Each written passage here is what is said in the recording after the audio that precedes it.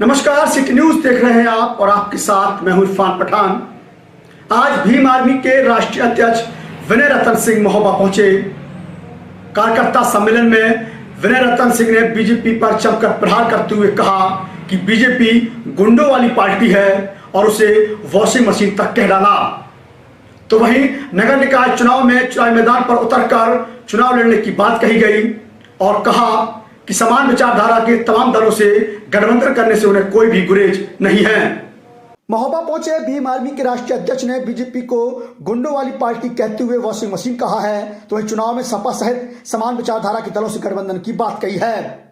दरअसल आपको बता दें कि महोबा में आज भीम आर्मी का कार्यकर्ता सम्मेलन आयोजित हुआ। इस कार्यकर्ता सम्मेलन में भीम आर्मी के राष्ट्रीय अध्यक्ष विनय रतन पहुंचे हैं। राष्ट्रीय अध्यक्ष के महोबा आते ही कार्यकर्ताओं ने नारेबाजी करते हुए फूलमाला पहनाकर जोरदार स्वागत किया।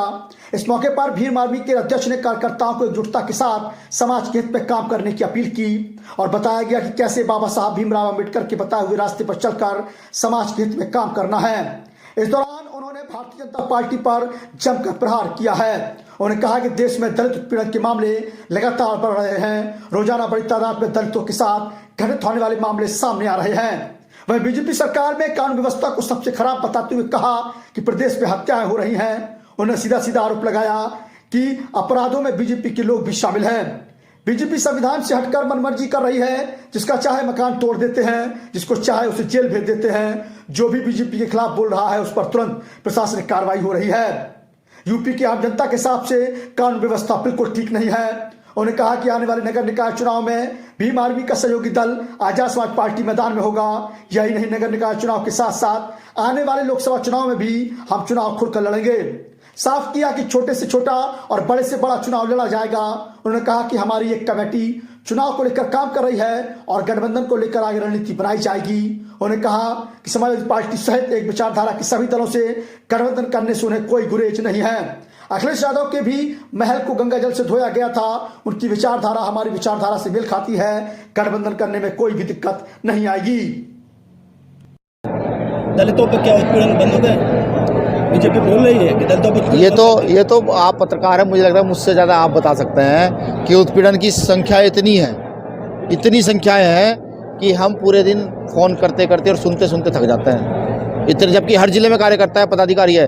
50 से 60 फ़ोन पलटे मुझे आते हैं दलित उत्पीड़न के। अब आप सोचिए, जिले का जिलाध्यक्ष भी है, तहसीलों के अध्यक्ष भी हैं, ब्लॉकों के अध्यक्ष भी हैं, उन पर भी फ़ोन जाते होंगे। तो आंकड़ा समझिए कहाँ होगा।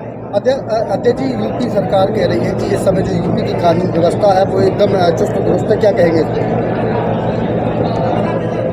अभी कुछ हत्याएं हुई हैं। अगर यूपी की व्यवस्था इतनी चुस्त दुरुस्त है तो उन हत्याओं का कारण समझ में नहीं आ पा रहा क्या है। अगर यूपी की सत्ता चुस्त दुरुस्त है तो उन हत्याओं के पीछे कहीं बीजेपी का हाथ तो नहीं है? ये सोचने का विषय है ना भाई। उनके हिसाब से होगी, क्योंकि वो जिसका चाह रहे मकान तोड़ दे रहे हैं, जिसको चाह रहे जेल भिजवा दे रहे हैं, तो उनके हिसाब से जो उनके खिलाफ बोल रहा है उस पर फौरन कार्रवाई की जा रही है, तो उनके हिसाब से तो सही है। लेकिन यूपी की आम जनता के हिसाब से सही नहीं है। नगर पालिका चुनाव आ रहे हैं, ऐसे में भीम आर्मी का क्या रणनीति है? देखिए, भीम आर्मी सामाजिक संगठन, भीम आर्मी तो चुनाव नहीं लड़ेगी। हमारी जो पार्टी है वो चुनाव लड़ेगी, मजबूती से चुनाव लड़ेगी। किसी से निकाय चुनाव के साथ साथ 2024 के चुनाव में क्या आजाद समाज पार्टी प्रतिभाग करने वाली है? बिल्कुल, यहाँ पर होने वाला कोई भी चुनाव आजाद समाज पार्टी नहीं छोड़ेगी। हर छोटे से छोटा और बड़े से बड़ा चुनाव लड़ेगी। आपका अगला सवाल ये होगा, क्या आप गठबंधन करेंगे? मेरा उस पर आंसर ये है कि हमारे यहाँ लोकतंत्र है, हमारी पूरी कमेटी है। कमेटी जो निर्णय लेगी उस निर्णय के साथ ही हम लोग चलते हैं। बड़ा कश्मकश चला है सपा के साथ आपका विधानसभा चुनाव, बड़े आंसू भी उसमें दिखे। क्या सपा से फिर से गठबंधन की कोई विचारधारा है आपकी? देखिए, बिल्कुल, क्या क्यों नहीं हो सकती। देखिए, एक विचारधारा के लोग मिलकर ही एक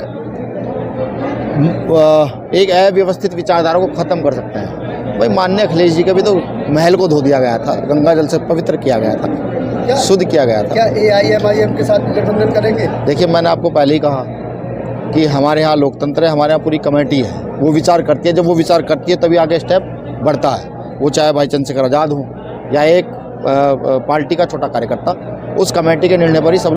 मेरे साथ आज सिर्फ इतना ही। अगले समाचार में फिर होगी मुलाकात और आपको दिखाएंगे महोबा और बुंदेलखंड की हर खबर। तो बने रहिए इरफान पठान के साथ। हमारे चैनल सिटी न्यूज को सब्सक्राइब जरूर करें। नमस्कार।